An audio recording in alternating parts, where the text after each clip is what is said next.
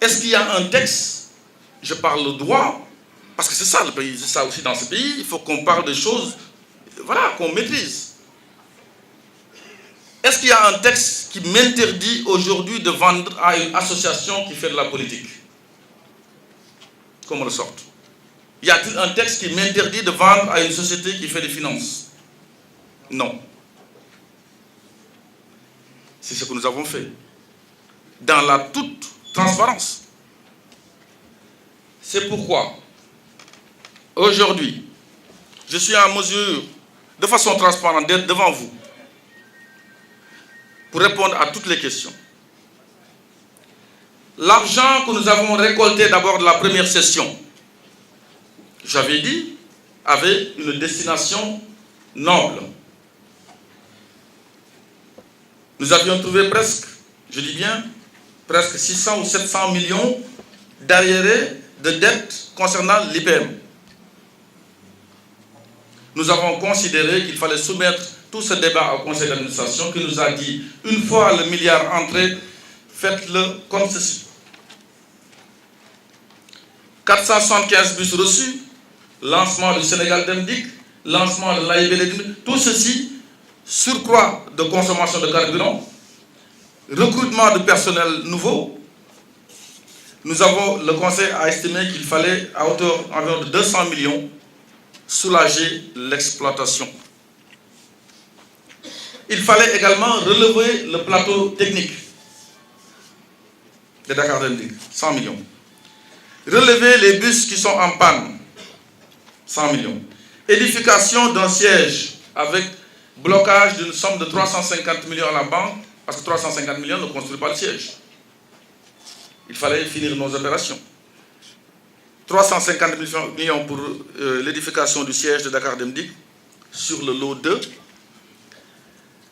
Construire un deuxième magasin pour les pièces détachées, parce que n'oublions pas que depuis l'indépendance du Sénégal, c'est la première fois que Dakar Dem Dikk acquiert des bus accompagnés de leurs pièces. Quand je dis relèvement de bus en panne, ça concerne les bus bleus que vous connaissiez. Mais le président de la République a pensé que la difficulté de Dakar Dem Dikk qui ne reçoit pas sa compensation à date due et de façon complète, la solution c'est d'accompagner Dakar Dem Dikk avec des pièces détachées, ce qui est le cas. Et ça, il faut remercier les autorités de ce pays. Ce magasin est en cours de construction, n'est pas encore terminé. Ça peut se voir. Les salariés qui ne se soignaient pas. Pour quelqu'un qui a assisté au conseil d'administration, ça, ce jour-là, j'ai plaidé pour les travailleurs. J'ai plaidé, je parle sous le contrôle du SG qui était là. On a voulu plafonner le montant, j'ai dit il faut leur donner un peu plus. Ce n'est pas normal que les cadres se soignent et que les salariés qui sont dans le réseau aient des difficultés, car les pharmacies ferment les portes. Le conseil d'administration m'a demandé d'enlever 250 millions de ce montant et de remettre aux salariés, à l'IPM. C'est pourquoi aujourd'hui, ça va beaucoup mieux, mais ce n'est pas terminé. J'ai donc pris 200 millions. Je parle sous le contrôle, ils sont là, certainement. 150 millions pour l'IPM, 29 millions pour mettre à jour, 35 millions pour l'habitat des salariés. Ça fait 200 millions. Je suis quand même surpris. Depuis Paris où j'étais, qu'un syndicaliste dit, je ne sais pas comment cet argent va aller ou pas. Et pourtant, c'est lui qui a reçu le chèque.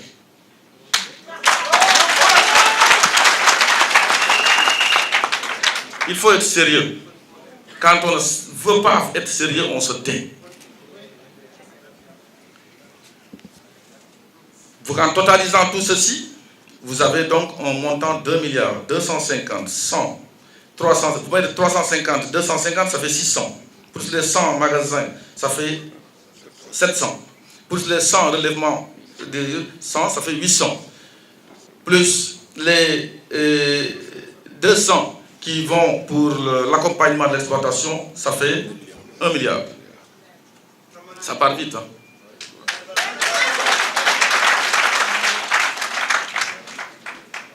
Donc, la dette de l'IPM reste encore. Nous avons quand même soulagé, nous avons soulagé l'exploitation, nous avons accompagné le Sénégal Demdik qui fait la fierté des Sénégalais, nous avons lancé l'AIBD Demdik pour sauver l'ouverture de l'aéroport, il faut le dire, à un prix imbattable qui vraiment aide tous les Sénégalais à y aller 24 heures sur 24, dans des bus climatisés et confortables, sécurisés et surtout ponctuels. Donc, quand on a fait la deuxième session dans les mêmes règles de l'art, ce milliard aujourd'hui servira à éponger, je dis bien, l'IPM. Totalement. Zéro dette pour l'IPM depuis 17 ans. Le reste, nous allons continuer pour compléter le montant qui a été figé pour l'édification du siège. Nous allons continuer également pour soulager l'exploitation où le carburant va vraiment crescendo. Nous allons également rénover les ateliers, mais également les bâtiments de Dakar Dem Dikk. À titre d'exemple, le fameux bâtiment de l'exploitation qui est devant, à l'entrée du dépôt de Ouakam, que tout le monde voit en passant, est resté 17 ans sans une couche de peinture. Je ne parle pas de rénovation. 17 ans sans une couche de peinture. Aujourd'hui, rien à envier avec le bâtiment qui est en face du service des impôts. Mais ça, c'est mettre les agents dans de bonnes conditions de travail. Cet argent-là, je dis bien, depuis que les bus sont arrivés, tout l'argent que nous avons reçu, il n'y a pas eu d'argent supplémentaire. Nous avons pensé, imaginé, diversifier nos offres pour être aujourd'hui dans une société qui a presque équilibré ses comptes. Presque équilibré ses comptes. De Paris où j'étais tranquille en train de bosser avec ma propre entreprise. Ceux qui connaissent Paris me connaissent très bien. Je n'ai jamais eu ce problème. Mais quand il y a mon pays et mon entreprise, le choix est vite fait. Je suis venu sur la demande du chef de l'État pour apporter une touche pour sauver cette entreprise.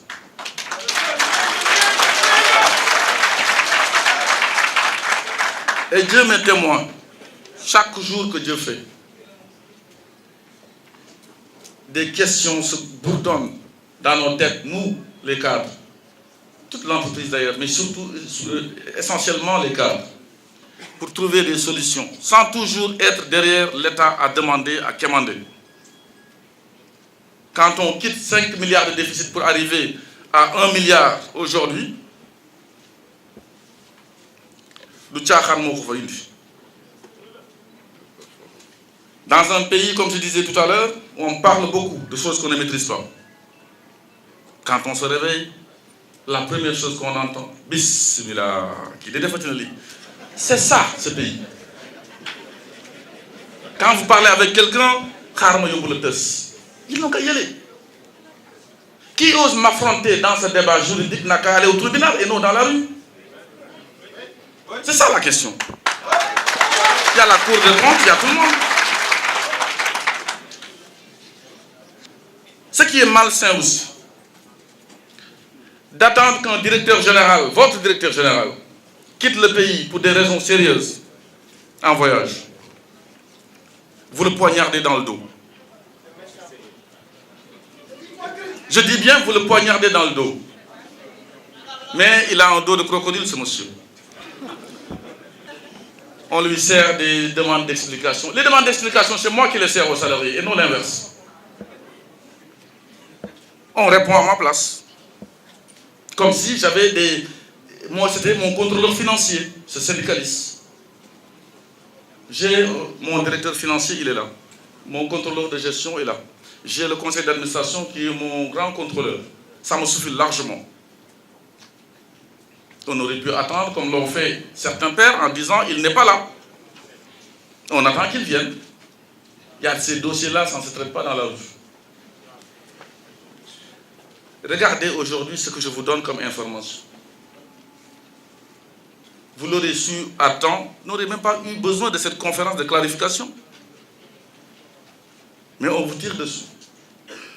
Je tiens à rappeler qu'en 2011, sous l'ancien régime, presque 5 hectares ont été coupés du dépôt de Ouakam. Sans un sou pour Dakar Dem Dikk. Moi, jamais de l'argent. sans un sou en contrepartie. Où était ce bavardeur?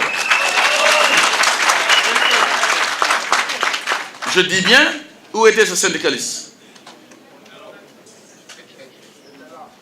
Il était là. Pourquoi s'est-il tué de façon suspecte? Tout le monde connaît ces dossiers.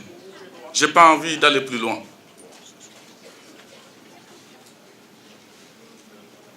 Je pense que nous avons apporté suffisamment de clarifications. Mais dans un pays, comme disait Youssou Ndour,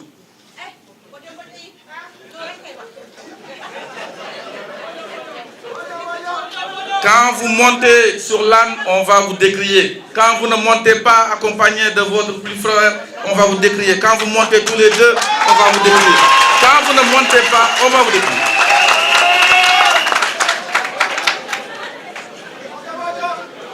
Mais la réponse, elle est simple. Elle est simple. Son morceau, Womat, a trouvé de répondant en 2017. Dokhal sa dox rek.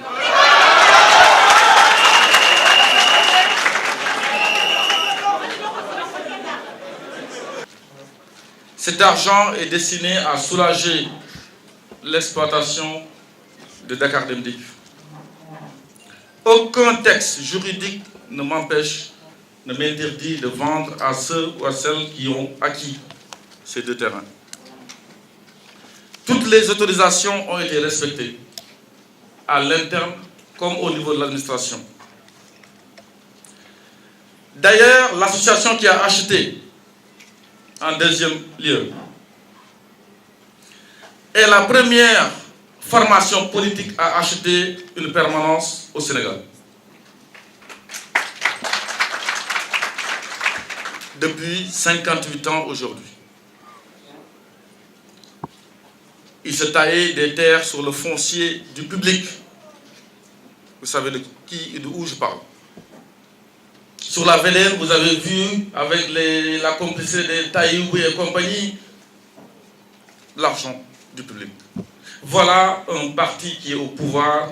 Bonne gouvernance oblige, transparence oblige, qui paye le prix que l'ANDA payerait au Sénégal, sans avantage indu.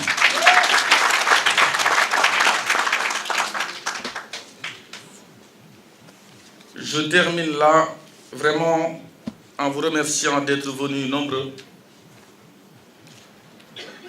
Et bien entendu, dans cette séance de clarification, qui est très facile pour moi.